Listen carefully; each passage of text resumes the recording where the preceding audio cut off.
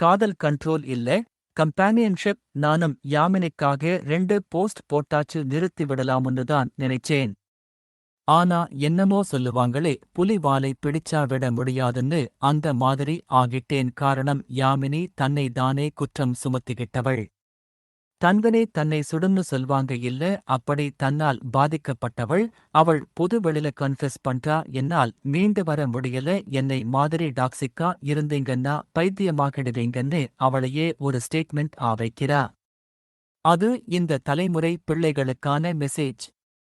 உத்தேசமா ஒருத்தரை நம்ம சுட்டிக்காட்டுவோமே, இப்படி பண்ணா நீயும் அப்படி ஆயிடுவன்னு. அந்த மாதிரி அவளை குற்றவாளியா ஆக்கறத பாத்துக்கிட்டு சும்மா இருக்க முடியல.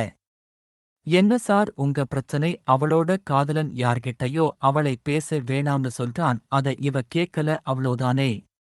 இதை மேலோட்டமா பார்த்தா யாமினி மேல் தப்பு மாதிரிதான் தோணும். ஆனா கொஞ்சம் நுணுக்கமா பாருங்க.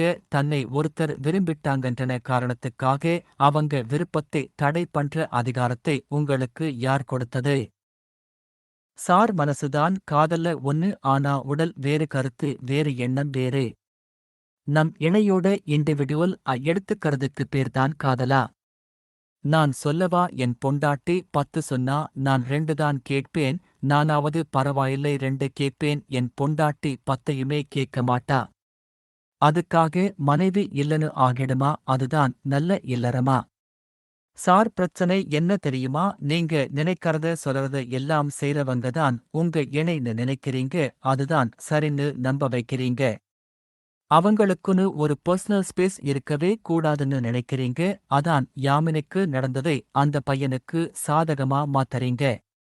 அப்படியே யாமினி காதலனை எதிர்த்து பேசின அந்த நபர் கெட்டவனாகவே இருக்கட்டும். அதனால் யாமினிக்கு ஒரு பிரச்சனை எதிர்காலத்துல வரட்டும். அதை யாமினி ஃபேஸ் பண்ணுவா. ஏன் யாமினி உன் பேச்சை கேட்காம அவன்கிட்ட பேசினதால வந்த பிரச்சனைக்கு நீ யாமினி கூட நிக்க மாட்டியா? நிக்கணும், அதான் காதல். காதலியை பிரச்சனை வர்றதுக்கு முன்னாடி சேவ் பண்ணணும்னு நினைக்கிறது மட்டும் காதல் இல்லை. பிரச்சனை வந்தா கூட நிக்கறதும் காதல்தான். நான் கூட என் அப்பா பேச்சை கேட்காம மெக்கானிக்கல் இன்ஜினியரிங் படிப்பை பாதில நிறுத்திட்டேன். நியாயமா பார்த்தா எங்கப்பாக்கு 30,000 நஷ்டம். 1998ல அது பெரிய காசு. அதுக்காக எங்கப்பா என்னை படிக்க வைக்காம இல்லையே. உனக்கு என்ன பிடிக்கும்னு கேட்டு படிக்க வைச்சார். நீங்க சொல்றது எப்படி இருக்கு தெரியுமா? அதான் 30,000 நஷ்டம் பண்ணிட்டான். இல்லை, அப்படியே போகட்டும், கழுதைன்னு விட்டு தொலைக்க வேண்டியதுதானே. அப்படி விட்டிருந்தா என்னோட எதிர்காலம் இப்ப கேள்விக்குறியா இருந்திருக்கும். நம்ம கூட இருக்கவங்க தப்பு பண்ணாலும் அதனால் வர்ற விளைவுகளை கூட நின்னு பேஸ் பண்ணணும், அதான் காதல். அப்ப நான் மகன்றதால எங்கப்பா செஞ்சது கரெக்டுன்னு சொல்வீங்க. யாமினி யாரோ வீட்டு பொண்ணுங்கறதால அவன் விட்டுட்டு போனது கரெக்டுன்னு ஒரு கூட்டம் சப்போர்ட் பண்ணிக்கிட்டு தெரியுது. அவன் பண்ணதே தப்புதான். ஆனா அதை பெருந்தன்மையா தன்மேல் பழி போட்டுக்கிட்ட யாமினி தப்பு கிடையாது, புரிஞ்சிக்கோங்க. காதல் எல்லா நேரமும் காதலாதான் கிடைக்கணும்னு அவசியம் இல்லை.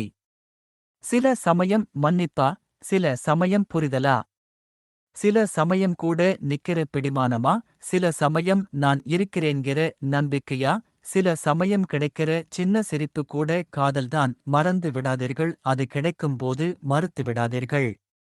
காதல் கண்ட்ரோல் இல்ல, கம்பானியன்ஷிப். கமெண்ட்ல சொல்லுங்க. இப்பவும் நீங்க யாமினி மேல்தான் தப்பு சொல்வீங்களா?